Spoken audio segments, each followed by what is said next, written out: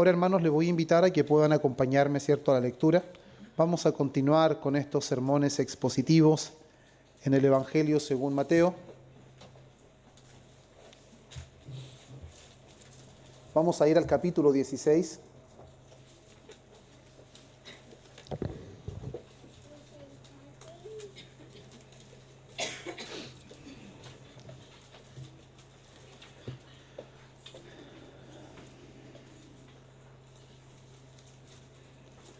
Mateo capítulo 16, hoy vamos a dar lectura a los versículos 1 al 4, hermanos.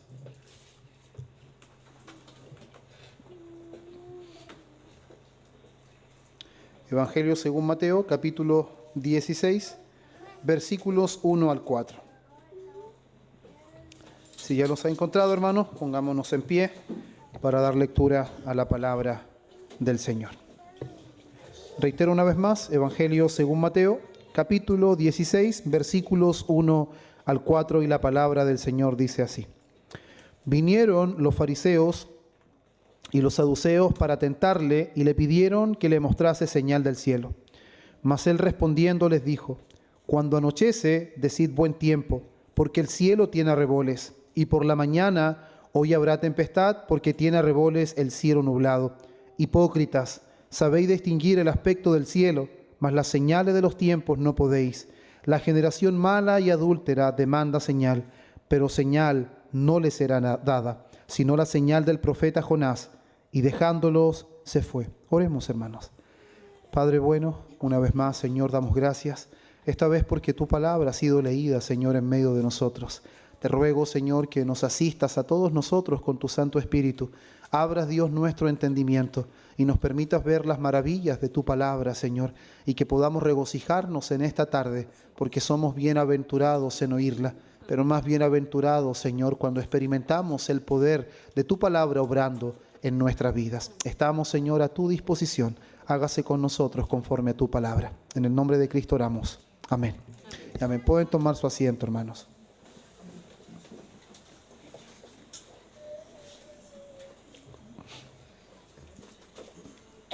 Nosotros, hermanos, hemos venido ya hace un tiempo, ¿cierto?, estudiando este Evangelio según Mateo, y ya más o menos la mayoría de nosotros tenemos un panorama bastante claro de lo que Mateo ha venido haciendo. Entendemos cuál es la intención principal de Mateo, ¿cierto?, el apóstol del Señor Jesús, de dar evidencias claras y notorias de que Jesucristo no es un farsante, Jesucristo no es un lunático, no es una persona que simplemente se está haciendo pasar por el Mesías, sino que efectivamente las credenciales del Mesías han quedado bastante claras, hasta el punto que nosotros estudiamos del capítulo 15, nosotros hemos visto evidencias bastante claras en cuanto, ¿cierto?, a la identidad del Señor Jesucristo. Hasta ahora nosotros hemos visto que los ciegos ven, los sordos oyen, los cojos andan, los leprosos son limpiados, demonios han sido expulsados, muertos han resucitado, multitudes han sido alimentadas, inclusive el mar obedece la voz del Señor Jesús y los gentiles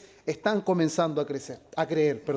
Por lo tanto, todas estas evidencias está Mateo relatándolas con la intención de que las personas que son los receptores de este evangelio puedan creer que Jesucristo es el Mesías, que Él es el que había sido prometido desde el Antiguo Testamento. Aún los propios discípulos han visto una y otra vez la gloria del reino de Dios manifestada ante sus propios ojos a través de los milagros que el Señor Jesús está haciendo. Recordemos que los discípulos están con Él, caminan con Él, comen con Él. Por lo tanto, ellos son los principales espectadores de todas las obras que el Señor Jesús ha hecho. El problema de todo esto, hermanos, es que los milagros de Jesús, las señales que Él está haciendo, están siendo bien recibidas por personas sencillas, por personas marginadas, por personas que son consideradas inmundas, ajenas a lo que es el pueblo de Israel, pero lamentablemente a los líderes religiosos cada vez más estas señales los están endureciendo. Las señales que están siendo dadas principalmente para poder evidenciar el cumplimiento de todas las profecías del Antiguo Testamento, para los gentiles está resultando en luz que alumbra su camino. Pero para los líderes religiosos está resultando en un endurecimiento, hermanos, progresivo de su corazón. Inclusive después de mostrar, ¿cierto?, esa fe extraordinaria de la mujer cananea, vimos la compasión de Cristo con esta mujer, vimos la compasión de Cristo con más de 4.000 personas, sin contar hombres y mujeres. Vimos todos estos milagros que el Señor Jesús hizo en tierras gentiles, pero antes de ir a tierras gentiles, vimos innumerables señales que el Señor Jesús hizo en las tierras de Israel. Pero lamentablemente todas estas señales, todos estos milagros que Jesús hacía en dependencia del Espíritu Santo, ninguna de estas cosas estaba convenciendo a los líderes religiosos. Absolutamente nada. Todo era insuficiente. Por eso lo que hoy día vamos a ver, hermanos, es que el evangelio que Jesucristo anunciaba, el evangelio que sus obras mostraban, en realidad están resultando en incredulidad más persistente y más endurecida en los principales de Israel. Por eso el título del sermón es La incredulidad frente a la evidencia. La incredulidad frente a la evidencia del Mesías. Por eso, amados hermanos, lo que hoy día intentaré explicar a la luz de estos versículos es que la incredulidad no nace por falta de evidencias. La actualidad en la que nosotros vivimos normalmente va a enfatizar que si viera, si experimentara, si Dios hiciera, ellos creerían. Pero vamos a ver a la luz de la Escritura que ese argumento es falso, que es un argumento solo que existe en nuestra mentalidad, porque a pesar de las evidencias claras y notorias en la persona de Jesucristo, el corazón de los líderes religiosos se endurecía cada vez más. Y es aquí donde una vez más, además de Mateo 12, el Señor Jesús va a declarar la única señal definitiva, que será la señal de Jonás, apuntando a su muerte y a su resurrección. Por lo tanto, hermanos míos, vamos a ver que el mayor problema del hombre, una vez más, nunca ha sido la ausencia de evidencias. Por eso, Salmos capítulo 14, dice el necio en su corazón, no hay Dios.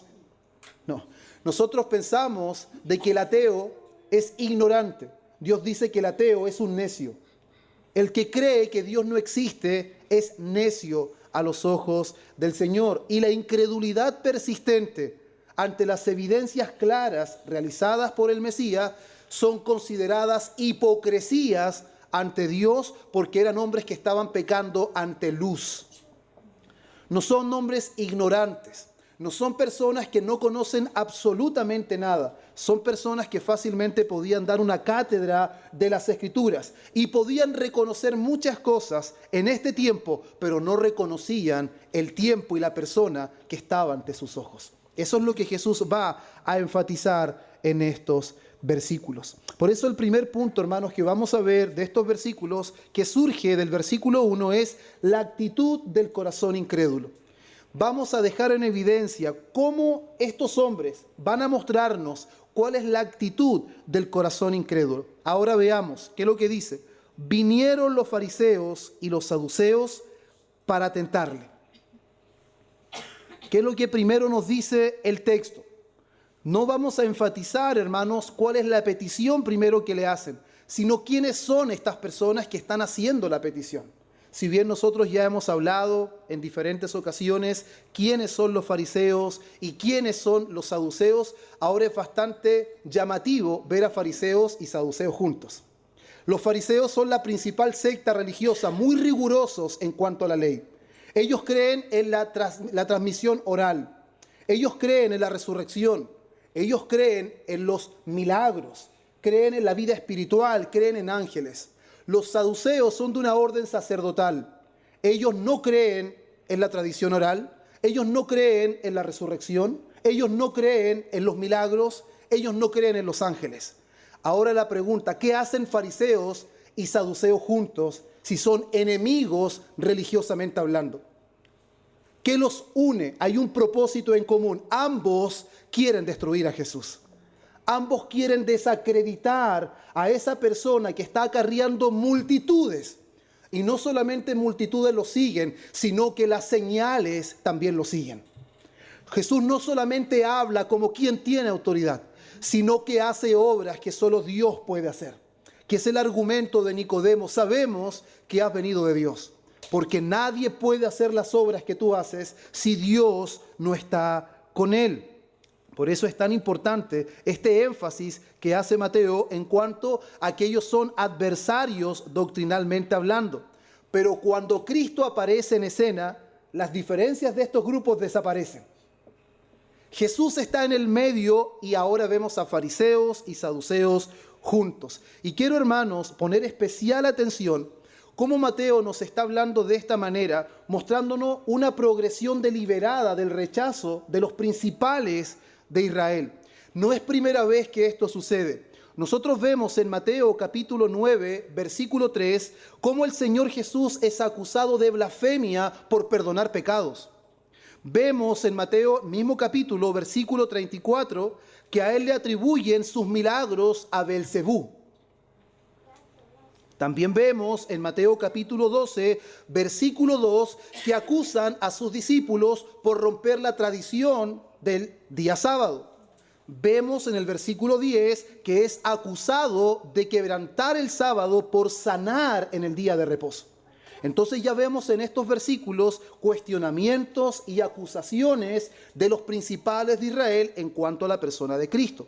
Vemos después que ya no solamente son cuestionamientos, ya no solo son acusaciones, sino que ahora es una conspiración abierta. Mateo capítulo 12, versículo 14, después de lo que Jesús estaba haciendo, ¿cuál fue la resolución de los fariseos? Debemos destruirlo. Ese es el reporte de ellos. Eso es lo que han determinado hacer. Debemos destruirlos. Ahora, vemos alianzas de estos grupos. Comenzaron con cuestionamientos, comenzaron con acusaciones, después fue una conspiración abierta y ahora estamos viendo alianzas. Ahora fariseos con saduceos. Marcos en el capítulo 3, él ya habla acerca de otra alianza. Fariseos con herodianos. Religiosos y políticos.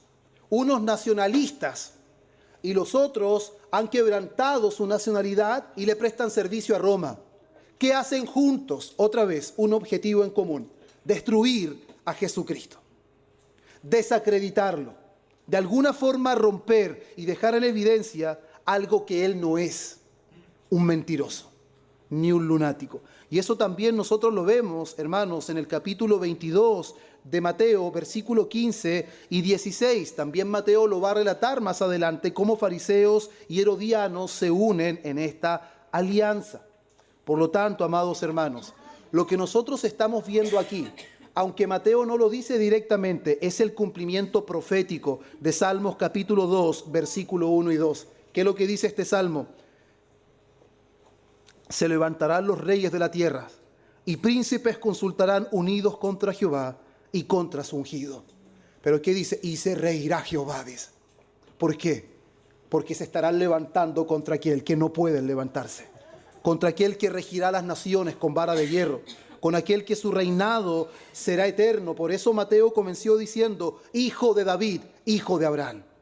Eres el descendiente de David al trono eterno y es el descendiente de Abraham, la simiente por la cual todas las naciones serán bendecidas.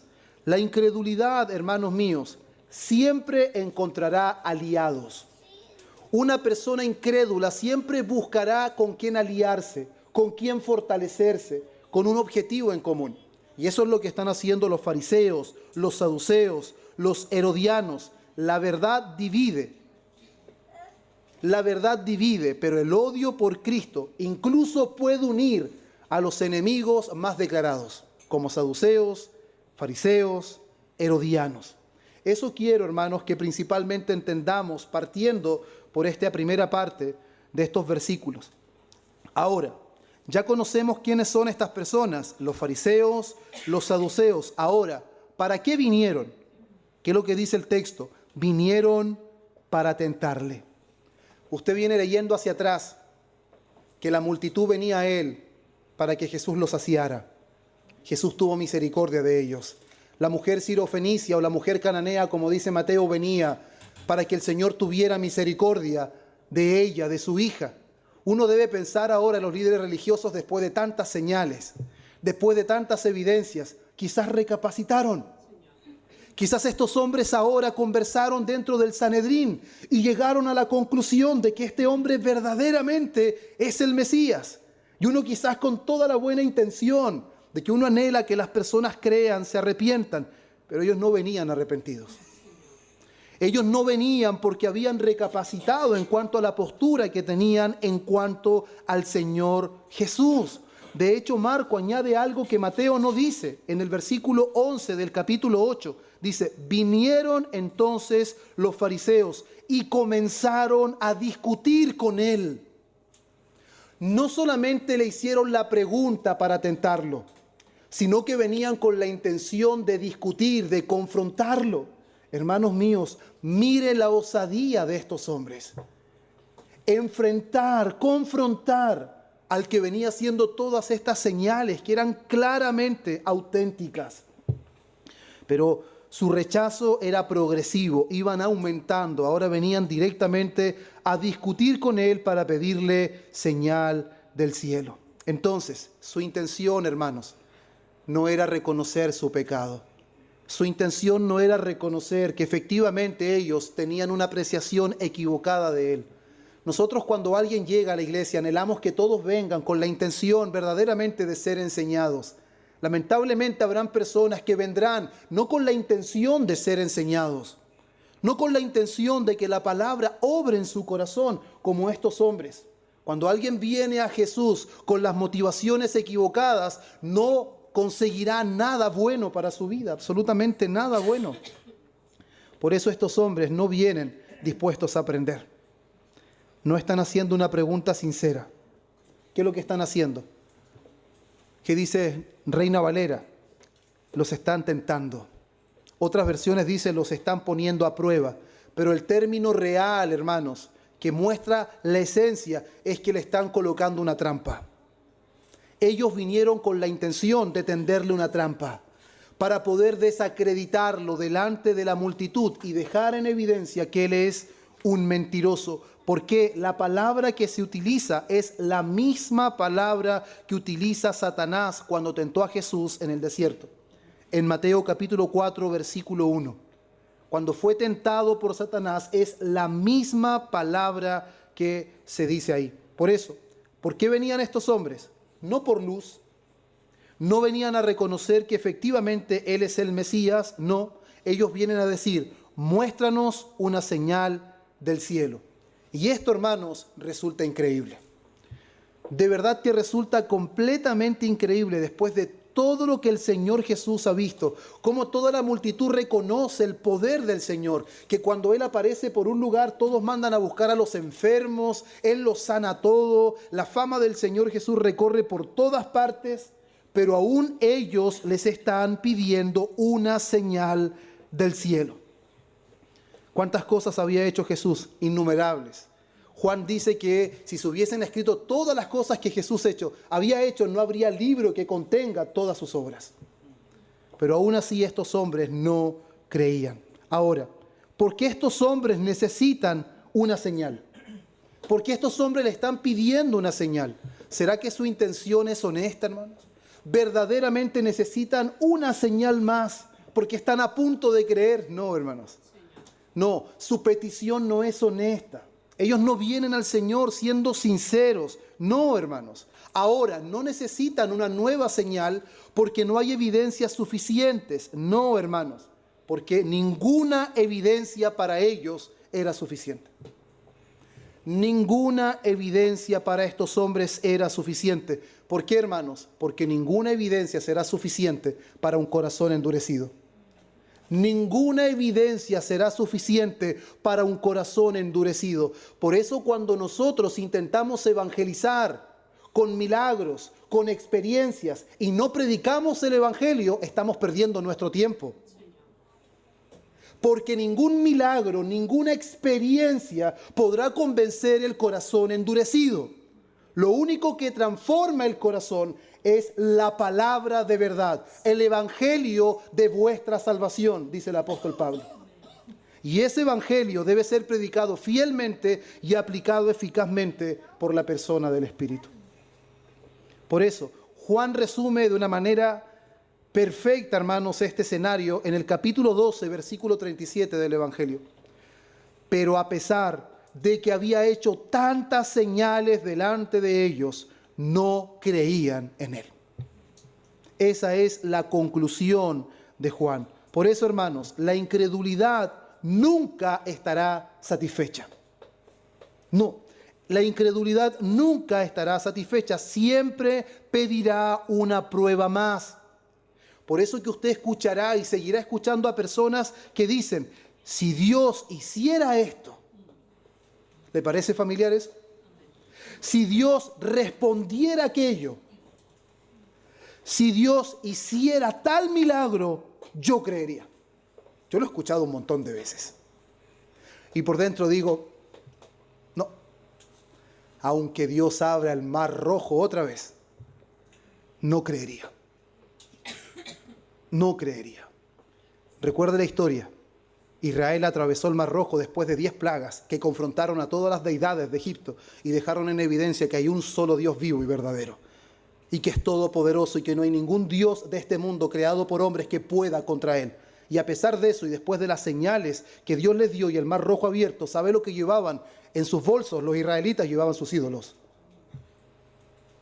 Porque la incredulidad no cede antes, hermanos, no cede ante la evidencia, no. Siempre la evidencia será insuficiente para un corazón incrédulo. Por eso, el problema no son las evidencias, el problema es el corazón.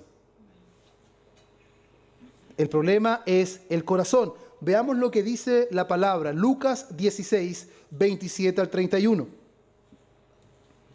Entonces le dijo, Rico y Lázaro, ¿cierto? Esa es la parábola. Te ruego pues, Padre, que le envíes a la casa de mi padre, porque tengo 5 hermanos, para que le testifique a fin de que no vengan ellos también ante este lugar de tormento. Y Abraham le dijo, a Moisés y a los profetas tienen, óiganlos. Él entonces dijo, no, padre Abraham, pero si alguno fuere a ellos de entre los muertos, si algo extraordinario sucediese, se arrepentirán. Mas Abraham le dijo, si no oyen a Moisés y a los profetas, tampoco se persuadirán, aunque alguno se levante de los muertos. ¿Cuál era el pensamiento de este hombre? Si hay un milagro extraordinario, se arrepentirán. La mala noticia que recibió este hombre es la verdad. No se arrepentirán. Si no creen a la palabra escrita, no creerán, aunque alguno se levante de entre los muertos. Por lo tanto, nosotros no podemos llegar a pensar, amados hermanos, que por algo extraordinario que suceda, las personas van a ceder ante la evidencia. Yo no estoy en contra de la apologética. La apologética cumple un buen objetivo, pero la apologética no transforma el corazón. La apologética, por más evidencia, por más carros de oro que usted le muestre a las personas que está en el Mar Rojo, por más evidencia de los manuscritos, por más evidencias de que la Biblia es más fiel que cualquier otro libro en toda la historia, eso no cambiará su corazón. Eso solamente endurecerá aún más el corazón de los incrédulos. Lo único que transforma el corazón es como dijo el salmista en el Salmo 19. ¿Qué es lo que él dice? Que su palabra, su ley, es perfecta, que convierte el alma. Hacen sabio al sencillo, hasta el más ignorante, el que no sabe nada de nada. Cuando la palabra de Dios alumbra sus ojos, esa persona se convierte en un sabio. Por eso lo que está argumentando en este pasaje Mateo es algo que nosotros debemos conocer. Y eso ahora nos prepara. Vemos quiénes son las personas que vienen al Señor. Son los dirigentes de Israel. Son los principales religiosos. Y vienen a provocar al Mesías. Vienen a cuestionar lo que Él está haciendo. Le piden una nueva señal. Lo tientan. Le quieren poner una trampa. Pero ahora el Señor Jesús va a responder y va a dar un diagnóstico certero de cuál es la situación de estas personas. Por eso del versículo 2 al 4, lo que vamos a ver que el diagnóstico del Mesías, que es el segundo punto, es ceguera espiritual e infidelidad al pacto. Vamos a ver aquí que la respuesta del Señor Jesús no es una respuesta aislada, sino que está conectando la relación con la que Dios se había relacionado con Israel desde la antigüedad. Ahora, por eso es tan importante que leamos este pasaje. ¿Qué dice? Mas él respondiendo les dijo: cuando anochece, decís buen tiempo, porque el cielo tiene arreboles. Otras versiones, arreboles, dice que está enrojecido. Ya a eso se refiere arreboles, que el cielo está enrojecido. Dice, y por la mañana hoy habrá tempestad, porque tiene arreboles el cielo nublado. Hipócritas, sabéis distinguir el aspecto del cielo, mas las señales de los tiempos no podéis. La generación mala y adúltera demanda señal, pero señal no le será dada, sino la señal de Jonás. Y dejándolos, se fue. Entonces, ¿cuál es la ilustración que el Señor Jesús está utilizando aquí? Es la ilustración del cielo, tanto al atardecer como al amanecer. Y Él le dice, ustedes son capaces de poder predecir el clima, pero son incapaces de ver ante sus ojos cómo el plan de redención se está cumpliendo ante ustedes. Son capaces de discernir si mañana va a llover, si mañana va a haber sol, pero no son capaces de ver cómo el plan que Dios ideó desde la eternidad se está desarrollando frente a ustedes. Lucas va a darnos más información referente a esto. Capítulo 12, 54 al 56. Dice, cuando veis la nube que sale del poniente, luego decís, agua viene, y así sucede. Y cuando sopla el viento del sur, decís, hará calor, y lo hace. Otra vez, hipócritas, sabéis distinguir el aspecto del cielo y de la tierra, y cómo no distinguís este tiempo. ¿Qué es lo que significa? Si el cielo está enrojecido, habrá sol. Si el cielo tiene arreboles, está enrojecido y entrenublado, es porque habrá tempestad.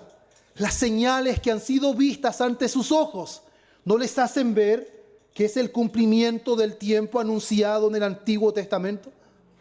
Pueden ver con claridad cómo estará el tiempo mañana, pero no pueden ver el cumplimiento del tiempo de Dios frente a sus propios ojos.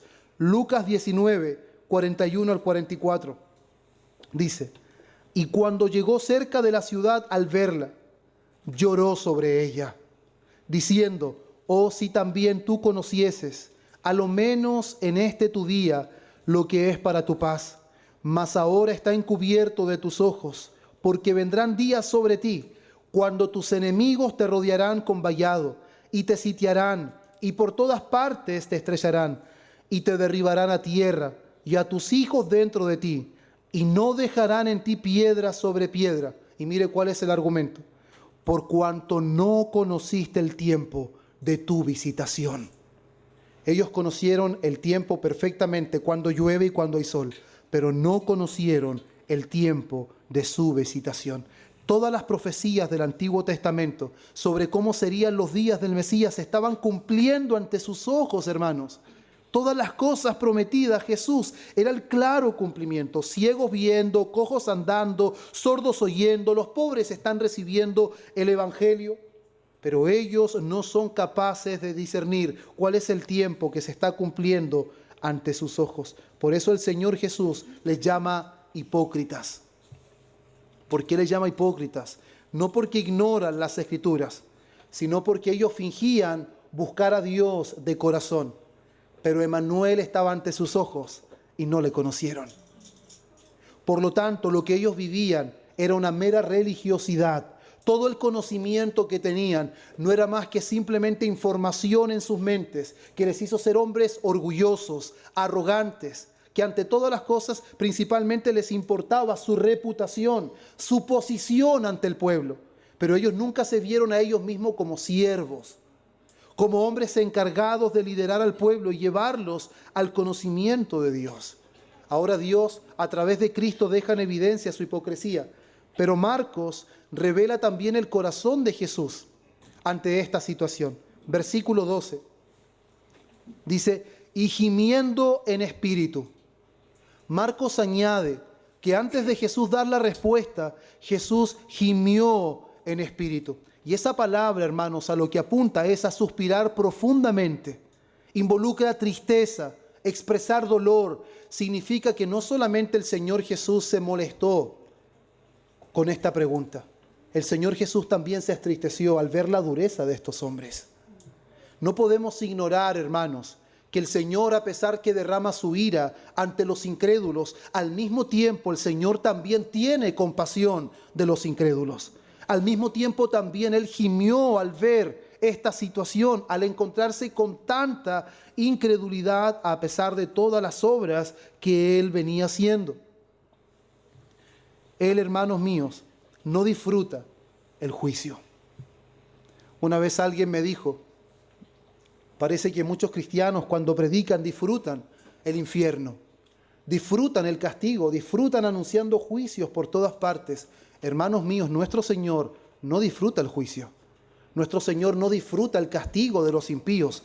Es su justicia la que es satisfecha cuando el impío es castigado. Pero Él en su amor no disfruta, Él no se complace en la muerte del impío. Él quiere que el impío deje su mal camino. Ahora, el impío no deja su mal camino, no porque Dios no quiera que lo deje, sino porque el impío ama su mal camino. Ahora el Señor Jesús gime en su espíritu por causa de la incredulidad de estos hombres, pero al mismo tiempo vamos a ver cómo el Señor Jesús va a dar evidencias de su juicio por causa del rechazo. Por eso, amados hermanos, el Señor Jesús no es indiferente a la incredulidad. El juicio nunca, hermanos, nace por falta de compasión. Que nunca nosotros pensemos que el día en que Dios aplique justicia es porque Dios no tiene compasión. El juicio nace porque el hombre persiste en rechazar la misericordia de Dios. Cuando usted converse con un incrédulo y le habla acerca del juicio, no debe hablarle del juicio como que fuera un deleite de Dios. Tiene que hablarle del juicio en términos de compasión. Como un día dijo un predicador, los creyentes debemos hablar contra el pecado o tratar con el pecado con la espada, pero debemos usar la espada con guantes de terciopelo. ¿Eso qué significa, hermanos? Que nosotros debemos ser compasivos a la hora de tratar con el pecado. El Señor Jesús gimió en su espíritu. Fue compasivo, pero eso no niega la realidad de que estos hombres ameritan poder estar bajo el juicio de Dios. Ahora, también el Señor dice, generación mala y adúltera. Y esto, hermanos, es principalmente importante en el relato de lo que dice Mateo. Y es clave para que podamos entender el trasfondo de lo que Mateo nos está diciendo en comparación a la relación que Dios tiene con Israel desde el antiguo pacto. Porque aquí menciona que son una generación mala, perversa, una generación pecadora, una generación impenitente. Por eso Juan el Bautista vino primero para preparar un pueblo bien dispuesto. ¿Cuál fue el llamado de Juan? Arrepentirse. Ese fue el llamado de Juan. Eso deja en evidencia que es una generación mala, perversa, pecadora, pero también la llama adúltera. Y aquí, hermanos, es importante ver esto, porque el adulterio no solamente era la infidelidad física en el matrimonio, sino que también vemos en la palabra que el adulterio era una traición espiritual del pueblo de Dios con Dios. Cuando el pueblo traicionaba a Dios espiritualmente, Dios habló de eso como adulterio, porque Él se reveló en el pacto hecho con Israel como el esposo. Y eso es bastante importante. Ahora veamos cómo cuando Jesús utiliza este término, está denunciando, hermanos, a los líderes religiosos, porque ellos mantenían una religión externa, una fachada, pero su corazón no le pertenecía a Dios. Es como una relación de matrimonio. Un hombre y una mujer están casados, y el hombre o la mujer pueden ser fieles externamente, pero el corazón de uno de ellos le pertenece a otra persona. Está enamorado de otro. La acusación que Jesús está haciendo es de que los fariseos mantienen una fachada de religiosidad, pero el corazón de los fariseos no le pertenece a Dios. Y está comparando que el adulterio de Israel, del antiguo pacto, es la misma situación en la que ellos se encuentran ahora. Son unos adúlteros espiritualmente. Mire lo que dice Oseas capítulo 1, versículo 2. El principio de la palabra de Jehová, por medio de Oseas, dijo Jehová a Oseas, ve, tómate una mujer fornicaria e hijos de fornicación, porque la tierra fornica apartándose de Jehová. Se da cuenta cómo la fornicación o el pecado de sexualidad, Dios no solamente lo considera dentro del ámbito del matrimonio, sino que también llama fornicarios a aquellos que pecan y no consideran a Dios en su camino. Oseas 2, versículo 2. Pleitead con vuestra madre, pleitead, porque ella no es mi mujer, ni yo soy su marido. Quite pues sus fornicaciones de su rostro y sus adulterios de entre sus pechos. Oseas 3, versículo 1. Me dijo otra vez Jehová, ve, ama a una mujer amada de su compañero, ni más ni menos que el amor de Jehová para con los hijos de Israel, los cuales miran a dioses ajenos. ¿Por qué Dios le pide a Oseas que tome una mujer que no es mujer de un solo hombre? Para poder mostrarles a través de ese ejemplo cuál es la infidelidad, cuál es la conducta del pueblo de Israel, que con sus labios dicen que adoran, sirven a Dios, pero en la práctica eso es una mentira, eso es un engaño. Los líderes de Israel son hombres que están en las posiciones más altas en todo el pueblo, pero es un engaño, es una hipocresía, porque ellos no aman a Dios, ellos no aman su palabra. Y eso, hermanos, es una tragedia, que personas que en realidad deberían ser los que aman a Dios y conocen su palabra y dirigen al pueblo, finalmente son adúlteros espiritual hablando. De hecho, también lo encontramos en Jeremías. Jeremías, capítulo 2, versículo 2. Me encanta esto.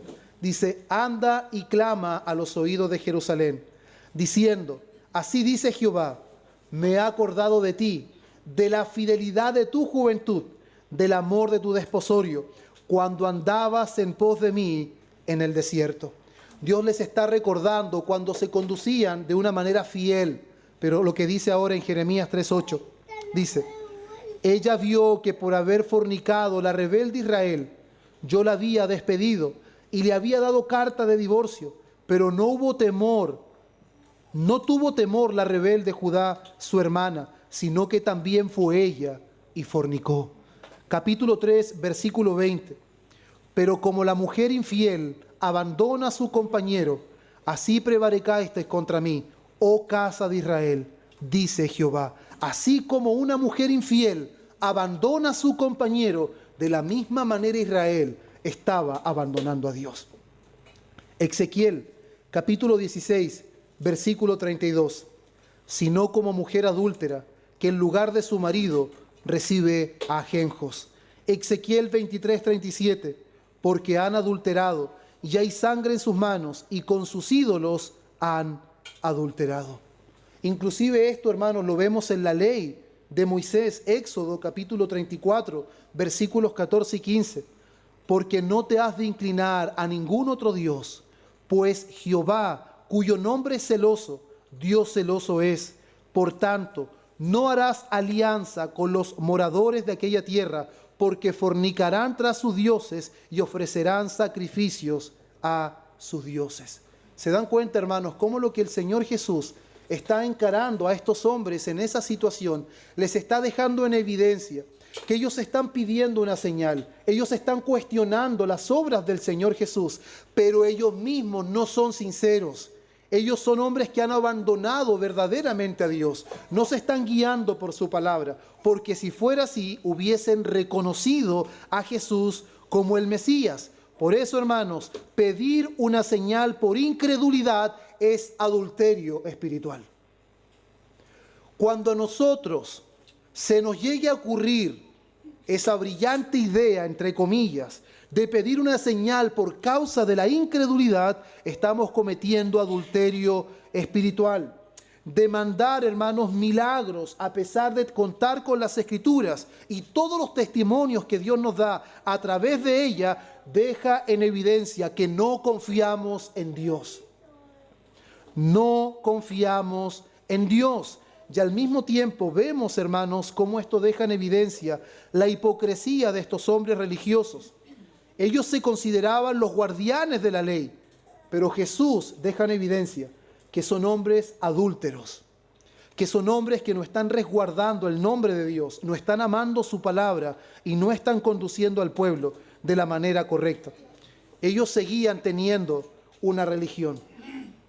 hermanos, lo que le estoy diciendo ahora es algo bastante importante, porque todos nosotros podemos correr el peligro de caer en eso. Todos nosotros podemos tener puesta una seguridad equivocada. Ellos seguían llevando a cabo su religión. Ellos seguían ofreciendo sacrificios.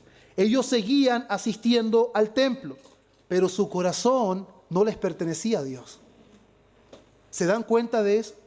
¿Se dan cuenta del peligro, amados hermanos, de simplemente confiar en lo que nosotros hacemos o lo que nosotros entendemos o de nuestras prácticas y que aún así nuestro corazón pueda pertenecer a otro? Y que aún así nuestro corazón no le pertenezca del todo a Dios. ¿Y acaso no es eso lo que Mateo ya había afirmado en el capítulo anterior? Cuando dice, citando a Isaías, este pueblo de labios me honra, pero su corazón está lejos de mí. Hermanos amados, la incredulidad de estos hombres es voluntaria. Es una incredulidad consciente. Ellos conocen la ley, ellos conocen las profecías, ellos han visto las obras de Cristo, pero ellos voluntariamente deciden cerrar sus ojos y permanecer incrédulos, permanecer impenitentes. ¿Por qué? Porque aman más las tinieblas que la luz. Ese es el argumento de Juan en el capítulo 3, versículo 19 y 20. Ese es el argumento de Pablo en Romanos 1, versículo 18 al 20, cuando dice que los hombres detienen con injusticia la verdad de Dios. Y a pesar que toda la creación grita acerca de el poder de Dios, los hombres van en contra de lo que Dios ha revelado, inclusive en la misma creación. Ahora, hermanos, nosotros podemos conocer mucha Biblia. Y debo reconocer que estos son de los temores continuos que tengo, no solamente de mí, sino de la congregación en general. Podemos conocer mucho la Biblia, podemos inclusive defender la sana doctrina, podemos asistir fielmente a la iglesia, y aún así nuestro corazón puede estar lejos de Cristo. Aún así nuestro corazón puede estar lejos de Cristo. Por eso la Biblia nunca nos llama a preguntarnos si nos estamos congregando todo el tiempo, si sabemos mucha Biblia. La Biblia nunca nos dice eso. Dice que tenemos que examinarnos si verdaderamente estamos en la fe. No sea que estemos caminando en vano. ¿Por qué esas preguntas, hermanos? Porque el hombre tiende a confiar en lo que hace. Tiende a confiar en lo que es. Tiende a confiar que de acuerdo a cómo le ha ido en la vida, eso significa que Dios está con él. Y ese era el pensamiento judío antiguo, que si el hombre era rico, era señal de que Dios estaba con él. Pero qué equivocados estaban, hermanos. Porque en realidad no es concordante las riquezas con la bendición de Dios. La bendición de Dios no se puede medir de acuerdo a nuestro éxito, de acuerdo a lo que alcanzamos en esta vida, porque el conocimiento, hermanos, nunca sustituye la verdadera fe, jamás, jamás. Y ahora, cuando nosotros tenemos todo este escenario, ahora vemos, hermanos, la respuesta definitiva de nuestro Señor en el versículo 4. ¿Qué es lo que querían hacer estos hombres? Ponerle trampa al Señor Jesús. Ellos querían una señal del cielo. Ahora, cuando dice una señal del cielo, esto me llevaba a pensar bastante. ¿Por qué señal del cielo?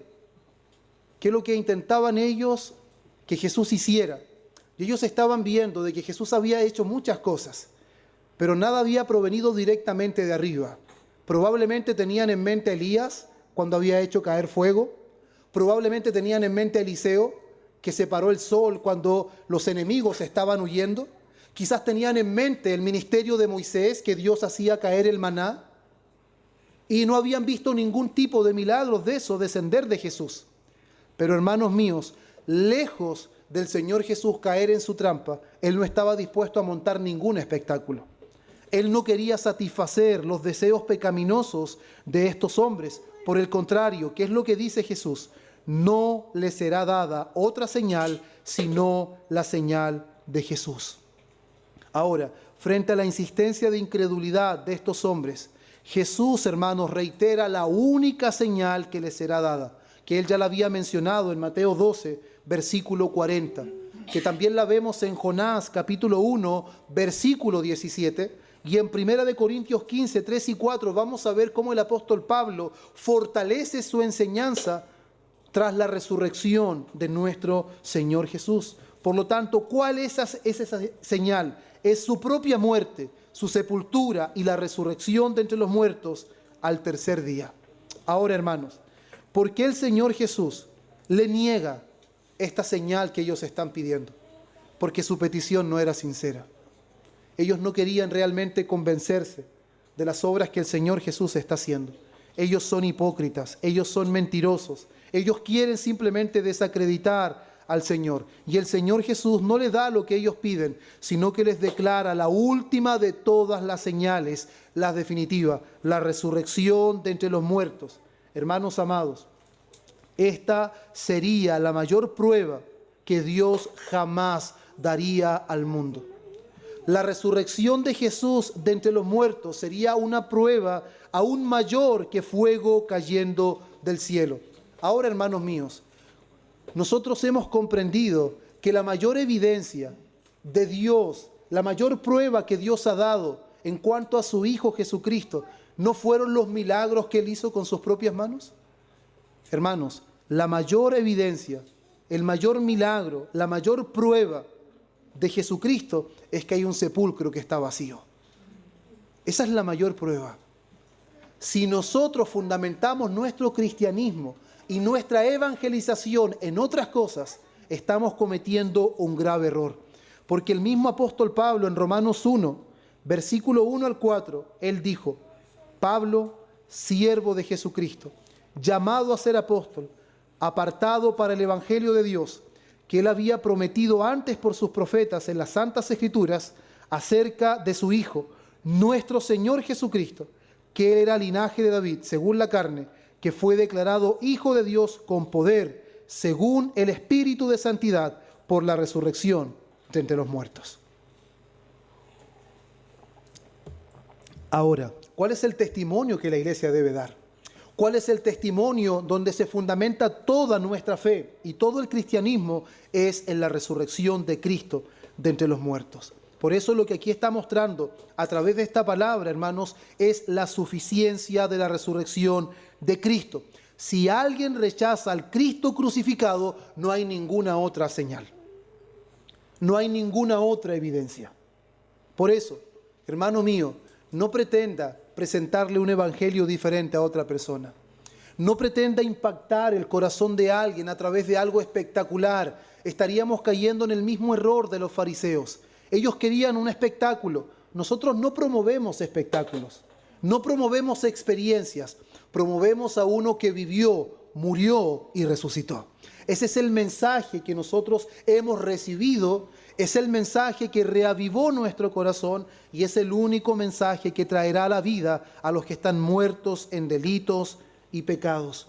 Por eso, una vez más, en Lucas 16:31, cuando dice: si no oyen a Moisés y a los profetas, tampoco se persuadirán, aunque uno se levantare de los muertos. Y hermanos, qué impresionante, porque esa parábola que el Señor Jesús está dando, está involucrando también a los religiosos. El rico que está ahí está representando a un grupo de personas. Y ese grupo de personas está esperando que algo maravilloso suceda para que las personas puedan creer. Pero solamente lo que Jesús está afirmando, de que la incredulidad nunca quedará satisfecha, aunque hayan las mayores evidencias, pero mayores evidencias no tendrán. Y aún, aunque alguno se levantare de entre los muertos, aún así no creerán. Y es increíble ver cómo la señal que ellos estaban pidiendo, la señal del cielo que ellos estaban pidiendo, Jesús no se las dio en el momento, pero finalmente la señal vendría. La señal del cielo vendría y Jesús sería levantado de entre los muertos. Al tercer día, Él resucitaría, pero se cumpliría la parábola. Uno de entre los muertos se levantaría y ellos no creerían. Y es impresionante cómo la incredulidad, hermanos, cierra nuestros ojos a pesar de toda la evidencia. Por eso, muchas veces nosotros nos centramos en que otras personas crean lo que nosotros le decimos. Pero, hermanos míos, nosotros mismos estamos convencidos de lo que le decimos a otros. Muchas veces queremos que otros conozcan el evangelio en el que nosotros conocemos. Pero, hermanos amados, verdaderamente estamos convencidos que ese evangelio es una realidad. abrazamos verdaderamente la última y definitiva señal de Dios, que es Jesucristo resucitado al tercer día. Hermanos míos, cuando Jesús resucitó, los líderes no se postraron ante Él. Cuando Jesús se levantó de entre la tumba, lo que ellos hicieron, intentaron ocultar toda la evidencia. ¿Está entendiendo eso, hermano? ¿Cuántas señales Jesús hizo antes de que los fariseos y saduceos vinieran? Muchas. ¿Y qué hicieron ellos? Vinieron a provocarlo, vinieron a tenderle una trampa, le pidieron una nueva señal.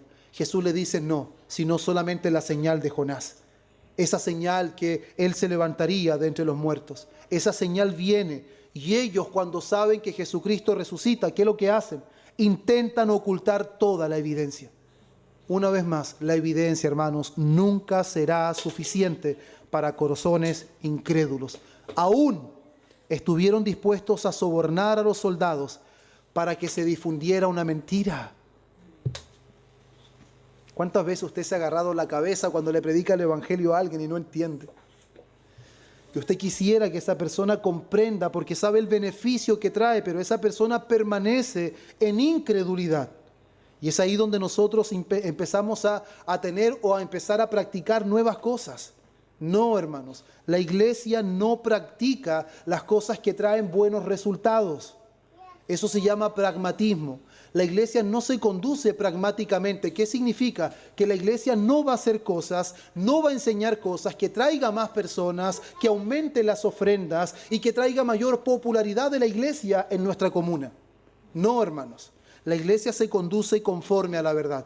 Y la verdad que la iglesia predica es que Jesucristo se levantó de la tumba. Y esa es la garantía de nuestra seguridad de que hemos recibido el perdón completo y total de todos nuestros pecados. Aunque fariseos, escribas, saduceos, herodianos se aliaron para poder desacreditar al Señor, sobornaron a soldados para poder evitar que se pudiera transmitir, inclusive pagaron para que mintieran, aún así ellos no pudieron detener la verdad.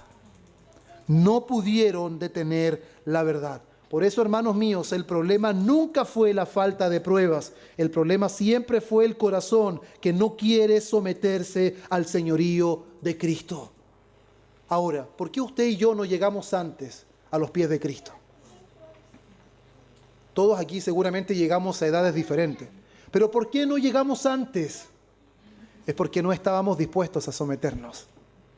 No estábamos dispuestos a vivir conforme a la voluntad del Señor. Y hermanos, eso no termina ahí. Dice el texto, y dejándolos, se fue. Esa es una frase, hermanos, bastante breve, pero con profundo significado, porque Jesús los deja. Pero aquí quiero aclarar algo. Jesús los deja no porque su gracia no sea suficiente, sino porque ellos persisten voluntariamente en rechazar esa gracia.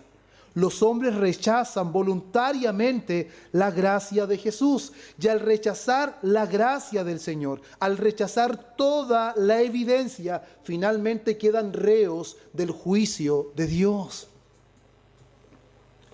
Tal como lo dice la palabra, amados hermanos, que el que cree no será condenado, mas el que rehúsa creer ya ha sido condenado, porque ha rehusado a creer en el unigénito Hijo de Dios. Por eso donde Jesús los deja es un acto simbólico de ese juicio divino sobre la incredulidad de los hombres, hermanos. El rechazo continuo a la luz termina en una mayor oscuridad. Milagro tras milagro, endurecimiento tras endurecimiento. Endurecimiento progresivo a pesar de toda la evidencia que el Señor Jesús mostraba. Por eso, hermanos, quiero dar algunas aplicaciones ya en la parte final de este sermón. Primero, el peligro de una religión sin Cristo.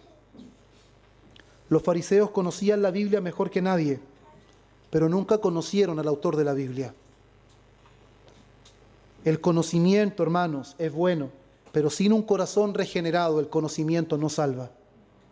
Nunca podemos confiar simplemente en cuánto conocimiento hemos adquirido, sino si verdaderamente estamos obedeciendo con un corazón honesto y sincero y con la intención de agradar a Dios. Por eso es tan peligroso, hermanos. Una de las cosas que quizás puede parecer bastante dura y confrontativa, pero por eso es tan peligroso cuando no estamos orando, cuando no oramos, cuando no estamos estudiando la palabra, cuando no hay anhelo de congregarse, eso es un mal síntoma. Es como cuando alguien no tiene anhelo de comer, no tiene anhelo de beber agua, no tiene anhelo de levantarse. Es un mal síntoma. Es peligroso, hermanos, cuando alguien realmente puede tener conocimiento, pero ese conocimiento no enciende su corazón. Ese conocimiento no lo lleva a obedecer al Señor. Ese conocimiento no lo lleva a amar las disciplinas espirituales. El conocimiento en sí no salva, hermanos. No salva. Y cuando nosotros oramos, cuando nosotros estudiamos la palabra y anhelamos obedecer, no es porque nosotros en realidad de nuestra propia naturaleza lo hacemos, sino es porque es la evidencia de que Dios ha obrado en nuestro corazón. Ahora, segunda aplicación, no condicionemos nuestra fe a nuevas señales. Muchos dicen, como les decía al principio, si Dios me responde esto, si Dios sana a mi hijo, si Dios me da tal trabajo, si Dios llega a hacer esto, no, ya no hay ninguna duda. Yo tengo un testimonio bastante cercano en mi propia familia, donde alguien de mi casa dijo, si sanas a mi hija, yo te sirvo, y eso nunca ocurrió. Eso no es así, hermanos. El hombre se atreve a hacer muchas cosas, pero ignora que solamente la gracia del Señor le puede conceder lo que nosotros necesitamos. ¿Cuál fue el argumento de Pedro? Aunque todos te dejen, yo nunca te dejaré. Qué osado era Pedro. Él no se conocía verdaderamente. Cuando uno logra conocerse a la luz de la palabra del Señor, sabe que todo lo que es y todo lo que tiene y lo que puede alcanzar es por la gracia del Señor. Nunca es por su propia fuerza. Por eso nunca condicionemos nuestra fe a señales, a experiencias, hermanos. No, porque Dios ya dio la mayor evidencia. No necesitamos otra evidencia para creer en Dios. No necesitamos otra evidencia para confiar en Dios. No necesitamos otra evidencia para seguir avanzando a pesar de las diferentes dificultades que enfrentamos en nuestro camino. La resurrección de Cristo de entre los muertos es la evidencia suprema y suficiente para creer y para seguir creyendo.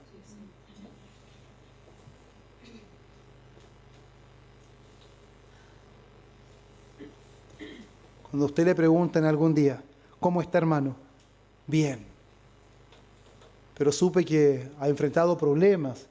Sé que está sin trabajo, sé que está un familiar enfermo. Sí, pero estoy bien. ¿Y por qué está bien? Porque Jesús resucitó de entre los muertos. ¿Tendrá concordancia esa explicación, esa respuesta? Claro que sí, hermanos. Un creyente siempre está bien, a pesar de las dificultades que enfrenta, porque el peor escenario de todos ya fue solucionado. El mayor de los problemas ya fue solventado, y es nuestro pecado y nuestra enemistad con Dios, y fue solucionado por medio de Jesucristo. Por eso, hermanos, también el llamado es a examinar nuestro corazón. El problema de la incredulidad, hermanos, nunca es intelectual. El problema de la incredulidad es moral. No consiste en falta de pruebas, consiste en amar más las tinieblas que la luz. Cuando la incredulidad gobierna la vida de una persona, la única conclusión es que esa persona ama más las tinieblas que la luz. No es porque no haya suficiente evidencia de la gracia de Dios, del amor de Dios o de la existencia del Señor. Eso no es así, hermanos. Por eso, Mateo no registra, hermanos, este episodio simplemente para añadir otro conflicto entre Jesús y los líderes religiosos. Mateo quiere mostrarnos algo.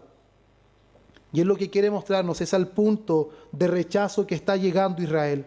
Los principales líderes religiosos están llegando a un nivel de rechazo tan rotundo que inclusive están negando todas las cosas que Jesús ha hecho como si fueran credenciales verdaderas de que Él es el Mesías. Después de incontables milagros, ellos siguen dudando, siguen rechazando al Mesías. Pero, hermanos, el rechazo de los hombres nunca frustra el plan de Dios.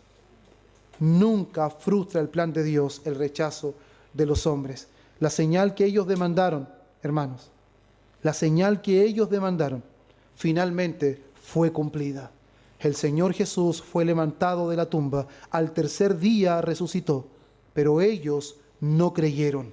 Todas las palabras que Jesús decía para ellos eran motivos de burla, pero finalmente fue la demostración más suprema de que Él era el Mesías prometido. Y esto, hermanos, nos prepara el escenario para lo que vamos a ver el próximo domingo, si Dios así lo permite. Porque en los versículos siguientes lo que vamos a ver, hermanos, es cómo el Señor Jesús advertirá a sus discípulos acerca de la levadura de los fariseos y los saduceos. Y poco tiempo después de eso, vamos a ver cómo en Cesarea de Filipo, Pedro va a confesar: tú eres el Cristo, el Hijo del Dios viviente. Y vamos a ver, hermanos, cómo ese contraste es intencional. ¿Por qué? Mientras unos están viendo las mismas obras, pero están rechazando al Mesías, otros están reconociendo que verdaderamente Él es el Cristo, el Hijo del Dios viviente. Y eso, hermanos, quiero que se vayan con esto en mente, nos va a recordar una verdad fundamental en todas las Escrituras, que la incredulidad es plenamente culpable. Lo veíamos también en la mañana. La incredulidad es plenamente culpable porque rechaza voluntariamente la revelación de Dios. Pero la fe verdadera es una obra de la gracia de Dios. Y eso es lo que vamos a ver también en el versículo 17 de Mateo 16, cuando Pedro dice: tú eres el Cristo, el Hijo del Dios viviente. Jesús va a responder: no te lo reveló carne ni sangre, sino mi Padre que está en los cielos. Los fariseos dicen a Jesús que es un mentiroso. Jesús le dice: hipócritas, ellos son responsables. Pedro dice: tú eres el Cristo, el Hijo del Dios viviente. No le dice: bien, Pedro, qué inteligente eres. No, no te lo reveló ni carne ni sangre, sino mi Padre que está en los cielos. La incredulidad es responsabilidad nuestra. La fe es obra de la gracia de Dios.